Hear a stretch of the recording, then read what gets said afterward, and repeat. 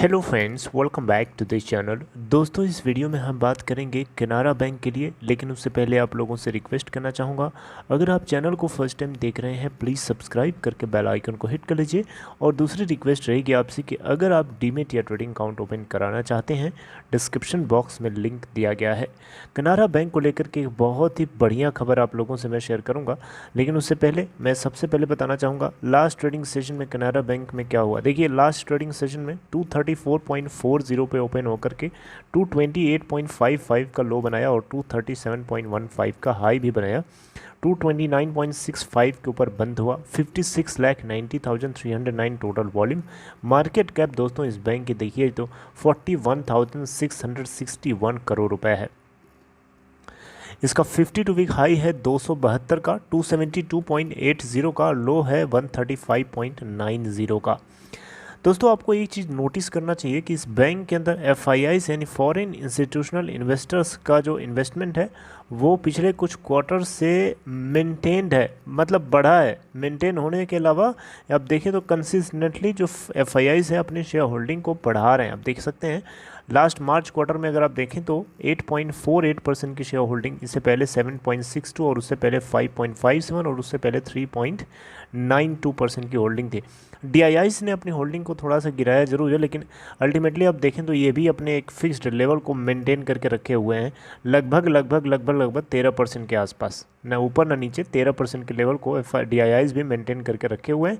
Public की अगर share holding देखें दोस्तों तो इस कंपनी के अंदर मार्च क्वार्टर में 14.98% देखने को मिली। दोस्तों, आप लोगों को बताना चाहूँगा 6 मई 2022 को, जी हाँ 6 मई 2022 को इस कंपनी के बोर्ड ऑफ डायरेक्टर्स की मीटिंग है।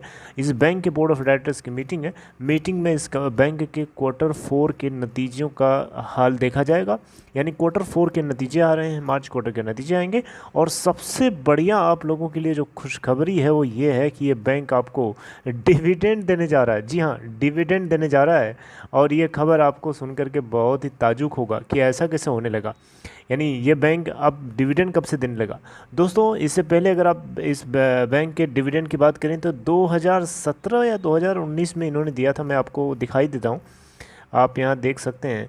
इससे पहले 12 जुलाई 2017 को डिविडेंड दिया था 1 रुपये का, लेकिन अब ये जा करके 5-6 साल बाद जो है 5 साल बाद ये डिविडेंड देने जा रहा है अपने शेयर होल्डर्स को।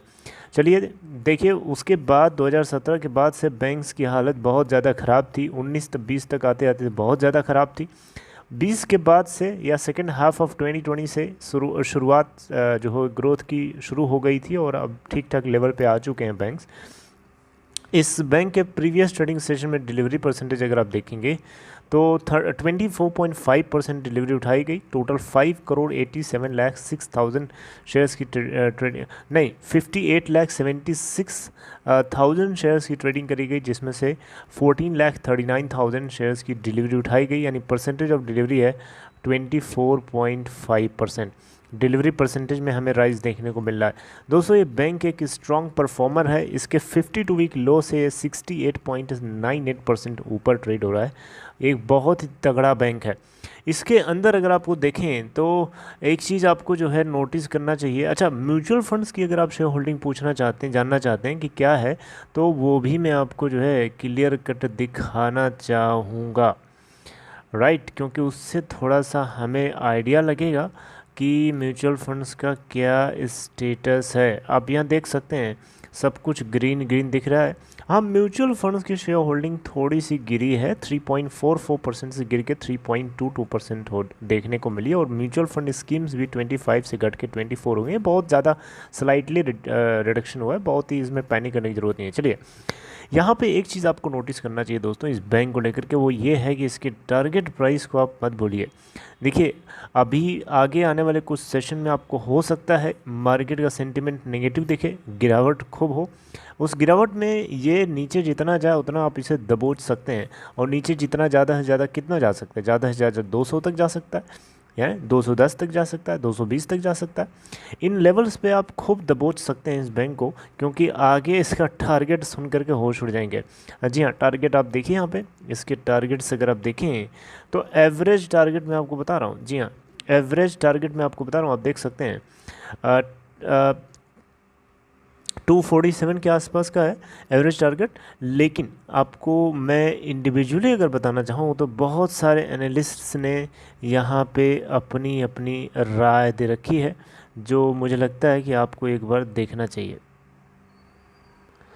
ओके, चलिए दो टारगेट मैं आपको लेटेस्ट में सबसे हैं वही दिखाऊंगा। देखिए 26 अक्टूबर 2021 की मैं बात नहीं करूंगा, थोड़ा सा पुराना ज़्यादा हो जाएगा, राइट। अब हम अभी बात करेंगे 27 जनवरी 2022 को। 27 जनवरी 2022 को एक टारगेट दिया गया था मोतीलाल ओसवाल की तरफ से, और ये टारगेट कितना है अगर आप पूछेंगे तो मैं यही आपको दिखाऊँगा। ये देखिए उस समय इसका CMP जो है 229.65 के आसपास ही ट्रेड हो रहा था, और कल का भी आप देख सकते हैं, लास्ट ट्रेडिंग सेशन का भी लगभग इसी के आसपास है।